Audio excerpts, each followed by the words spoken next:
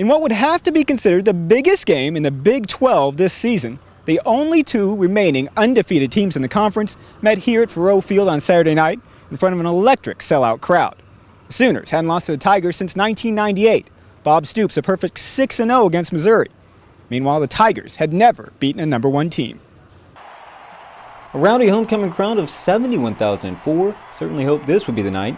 That statistic fell by the wayside, but didn't seem all too likely. Bob Stoops' troops coming off a 52-0 pasting of the same Iowa State club that trounced the Longhorns in Austin on Saturday. That is until the opening kickoff.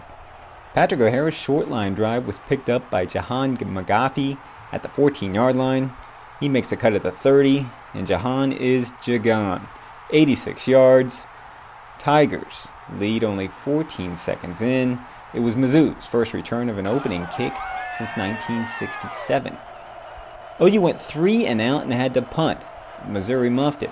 OU recovered and capped a 4-play, 45-yard drive with a 27-yard pass from Landry Jones to freshman Kenny Stills.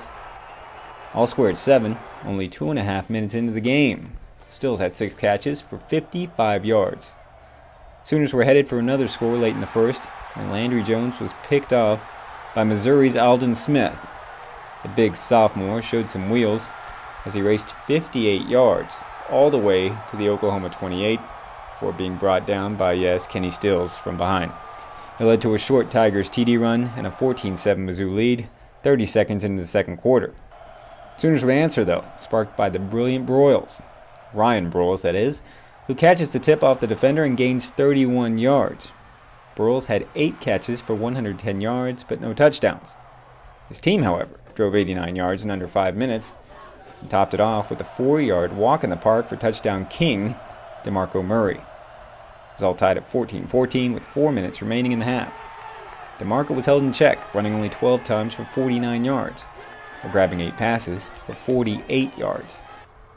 The Tigers kicked a field goal at the gun and led the Sooners 17-14 at the break. Missouri had increased its lead to 6 when Landry Jones found tight end James Hanna for the 3-yard score late in the third. OU took the 21-20 lead. It was a third straight game with a touchdown reception for Hanna. The Sooners have struggled all season in the fourth quarter, and this game would be no exception. It started with the jarring play of Jarrell Jackson, who made the off-balance catch between Jonathan Nelson and DeMontre Hurst. He took a smack from both of them and then spun away and raced to pay dirt for the 38-yard score. Tigers led 26-21 after a failed 2-point conversion. Gabbard was 30 of 42 for 308 yards and 1 score. Next OU offensive play, Landry Jones is intercepted by Xavier Gooden on the OU 22. It leads to a field goal. Then, after going 3 and out, the Sooners can only sit and watch as Devion Moore breaks countless tackles, carries some Sooners, and breaks OU's will with a 39-yard run that leads to the 3-yard keeper by James Franklin. Tigers take a 36-21 lead. Sooners would add a touchdown midway through the fourth, but it was not nearly enough, as OU falls out of its lofty perch, and Missouri improves to 7-0 for only the third time in school history, with a 36-27 win over the Sooners. The effort's there. Our kids played hard. They had a great week of work. I wish we would have played better. Took care of the football, of course. Had a better special teams play on the one play, but they're young guys, and they played hard. We had a chance there. We weren't good enough to get it done. They did a good job. Missouri's a great defense.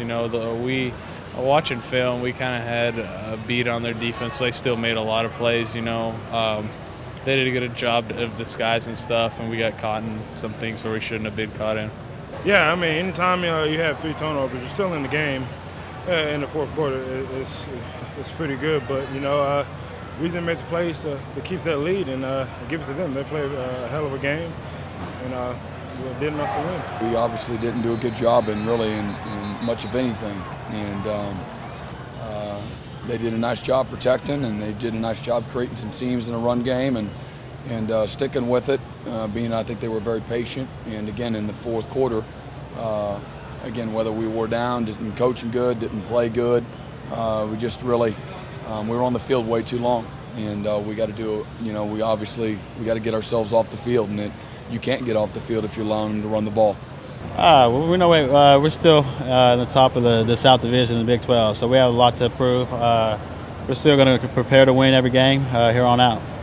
Yes, it's there's a lot of games in front, so we still got all these games ahead of us, and to me it's it's a long year, so we take them one at a time and learn from it and keep moving forward.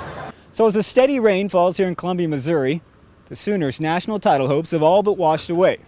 Oklahoma will fall hard in the BCS rankings, while Missouri will ascend somewhere near the top. After all the times the Sooners ruined the Tigers' seasons, this time it was a different tale. Oklahoma now returns home to Norman and tries to put this scary performance behind it when it hosts Colorado at 8:15 the night before Halloween. Reporting from Faroe Field in Columbia, Missouri, Damon Fontenot, OK Sports.